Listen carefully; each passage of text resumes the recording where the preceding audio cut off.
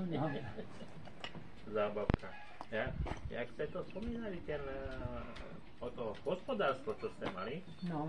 Že my sme mali tiež, ja som pochádzam tiež z Veselca, to je ako taká podhorská obec pod Inovcom a tiež sme mali akože celá dedina.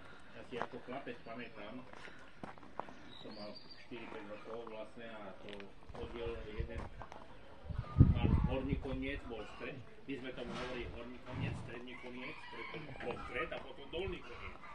No a to chodili pastieri, trajakovi, z každého toho konca horí, horný, dolný a ten stredný ako, a chodili pásť kozy. To bola plná dedina koz. Každý mal chalupe nejakú kozu, to bola hľada, to bolo mračno, veľmi. Keď to on zebral ten práskač, ten čapora a ten práskač a išiel hore dedinu, do Pohajako, tým pádom potom neskôršie už bol starý, a on bol už dosť starý, tak nemal dochodiť, tak potom zmizli